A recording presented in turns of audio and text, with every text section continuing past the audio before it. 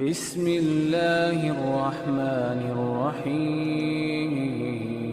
ابن رجب رحمت اللہ علیہ انہوں نے جو کتاب لکھی ہے اور اجماع امت سے جو بات ثابت ہے کہ رجب کے مہینے میں کوئی بھی ایسا عمل جو بیان کیا جاتا ہے اللہ کے رسول سے ثابت ہی نہیں۔ تمام کی تمام احادیث اما موضوعہ او مکذوبہ او ضعیفہ، یا تو وہ جھوٹ ہے یا من گھڑت قصص ہے یا اللہ کے رسول صلی اللہ علیہ وسلم سے وہ ثابت ہی نہیں۔ اس لیے رجب کے بارے میں جو مسلمانوں نے ذہن بنا رکھے ہیں کہ رجب میں فلاں کنڈے ہوں گے، فلاں یہ ہوگا، فلاں یہ ہوگا، رسول اللہ صلی اللہ علیہ وسلم نے کوئی ایسی تعلیمات مسلمانوں کو نہیں دی۔ اور مسلمان کا منہج یہ ہونا چاہیے، اگر اللہ کی کتاب میں کوئی حکم ہے، اللہ کے رسول کے فرمان میں کوئی حکم ہے، تو پھر کسی مسلمان کی جرت نہیں کہ اس کا انکار کر دے، اور جو قرآن و سنت سے ثابت نہیں ہے اس کو کرنے سے کبھی بھی اللہ کی رحمت کا انسان مستحق نہیں بنتا، بلکہ اپنے آپ کو مجرم بناتا ہے۔ حدیث کے الفاظ ہیں من عمل عملا لیس علیہ امرنا فہو رد، ایسا عمل جو اللہ کے رسول نے نہیں کیا، جو صحابہ کو حکم نہیں دیا، کوئی ایسا عمل نیکی کی نیت سے بھی کرتا ہے تو مردود ہے۔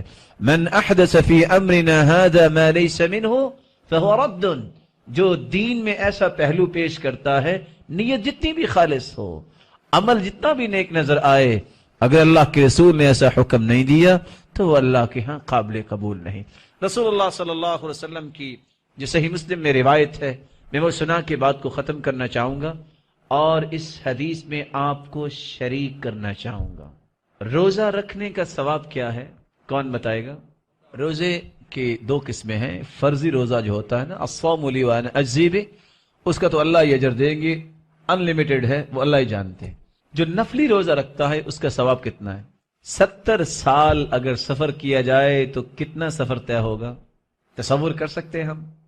قیامت کے دن ایک روزہ اللہ کی راہ میں رکھنے والا، ما من عبد یصوم یوما الا باعد اللہ بذلک اليوم وجهه عن النار 70 خریفا، 70 سال جتنا سفر کیا جائے جو ایک روزہ رکھتا ہے اللہ کی راہ میں، اللہ اس کو اتنی مسافت جہنم سے دور فرما دیں گے۔ کتنا بڑا عمل! صحابی جس کی ایک گھڑی اللہ کے رسول کے ساتھ ایمان کی حالت میں گزری ہے اور ایمان کی حالت میں وہ دنیا سے گئے، کیا پوری کائنات کی عبادت اگر جمع کر دی جائے تو اس ایک گھڑی کے اجر کے برابر اجر مل سکتا ہے؟ نہیں۔ ساری دنیا کی نیتیں آج اکٹھی کر لی جائیں، صالح سے صالح نیت، کیا کسی صحابی کی نیت کا مقابلہ ہو سکتا ہے؟ صحیح مسلم کی روایت ہے، رسول اللہ صلی اللہ علیہ وسلم کے ساتھ صحابہ جا رہے تھے، فلما بلغ قراع الغمیم، جب قراع غمیم جگہ پہ پہنچے آپ نے فرمایا افطروا، روزہ افطار کر لو۔ روزہ رکھا ہوا تھا، روزہ افطار کر لیا گیا۔ قیل ان بعض الناس قد صام، خبر پہنچی کہ چند صحابہ نے روزہ نہیں افطار کیا۔ پوچھا وہ کیوں؟ کہا ان کا کہنا ہے کہ اللہ نے ہمیں بڑی طاقت دی ہے، اگر جہاد کی ضرورت پڑی تو ہم لڑائی بھی کر سکتے ہیں، لیکن ہم چاہتے ہیں جو روزہ رکھا تو پورا کر لیں۔ یہاں رکیے، روزہ، صحابی کی نیت اور صحابی، کہ ان تینوں چیزوں کا مقابلہ دنیا میں آج ہو سکتا ہے؟ اور حدیثیں آپ سن چکے ہیں۔ رسول اللہ صلی اللہ علیہ وسلم کو جب یہ خبر ملی تو آپ کی زبان اطہر نے کیا بولا؟ فرمایا اولئک العصاة، اولئک العصاة، یہ گنہگار ہیں جنہوں نے روزہ نہیں چھوڑا۔ صحابی بھی اگر نیک نیت ہو، ارادہ بھی اچھا ہو، عمل بھی صالح ہو، اس کے بارے میں بھی اللہ کے رسول نے یہ کلمات بولے ہیں، تو آج ہماری نیتوں کا تو حال ہی ہے جو آپ کو پتا ہے۔ ہم اگر کوئی نیکی کی نیت سے بھی کوئی بات کریں گے تو ہمارے متعلق کل کو کیا بولا جائے گا؟ اس لیے کوئی بھی ایسا عمل جو اللہ کی کلام سے ثابت نہیں ہے، جس کا اللہ نے حکم نہیں دیا، جس کے بارے میں اللہ کے رسول نے رہنمائی نہیں دی، جس کے بارے میں صحابہ کی تربیت نہیں کی، وہ دین نہیں ہو سکتا۔ وفی القصص عبر والمقال يتضح بالمثال، قصوں سے بھی عبرت انسان کو ملتی ہے اور بہت ساری باتیں مثالوں سے بھی واضح ہوتی ہیں۔ آج پاکستان میں رہنے والے پاکستان سے محبت تو کرتے ہی ہیں نا، ہم سب محب وطن تو ہیں، کیونکہ اللہ نے ہمیں یہ قطع دین کے لیے دیا ہے.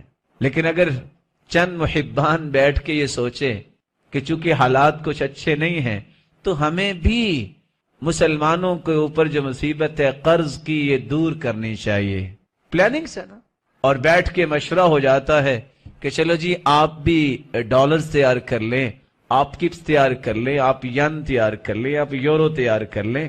اگر یہ مشورہ ہو جاتا ہے یہ مشورہ اچھا ہوگا کہ برا؟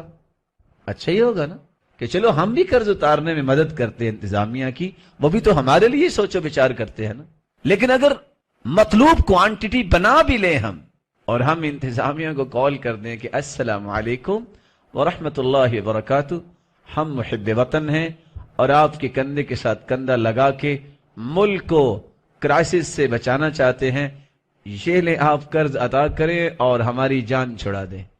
آدھ گھنٹے کے بعد کیا ہوگا؟ جب انتظامیہ آئے گی اریسٹ کرنے کے لیے تو کوئی دلائل یہ پیش کرے گا، ارے میں تو محب وطن ہوں، آپ یہ کیا کر رہے ہیں؟ تو جواب کیا دے گا وہ؟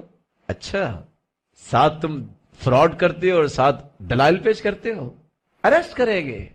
اور میں نہیں جانتا کہ اس کی بیل کتنی دیر کے بعد ہوتی ہے. اور بتائیں گے کیا تم نے ڈالر تو تیار کیا ہے، اس پہ یونائٹڈ اسٹیٹ کی تو مہر ہی نہیں ہے، یہ تم نے کیا دینار تیار کیا ہے، اپنے گھر بیٹھے سب کچھ بنا لیا ہے. زندگی کے اندر یہ اصول یاد رکھیے، کوئی بھی ایسا عمل جس پہ قرآن و سنت کی مہر نہیں ہے وہ قیامت کو اریسٹ تو کروا دے گا، جتنا بھی اچھا عمل ہوگا تمہیں چھڑا نہیں سکے گا. ایک ہی کرائیٹیریا ہے اللہ کے ہاں، معیار ہی ایک ہے، اللہ کا کلام، اللہ کے رسول کا کلام. کتاب و سنت سے جو چیز ثابت ہے قبول وہ ہوگی، جو کتاب و سنت سے ثابت نہیں ہے کوئی بھی کر لے جیسے بھی کر لے وہ اللہ کے ہاں قابل قبول ہے ہی نہیں. اللہ رب العزت ہمیں کتاب و سنت کے منہج پہ زندہ رکھے اور کتاب و سنت کے منہج پر ہی موت دے اور صاحب شریعت کی رفاقت نصیب فرمائے اور اپنے دیدار کا مستحق بنائے.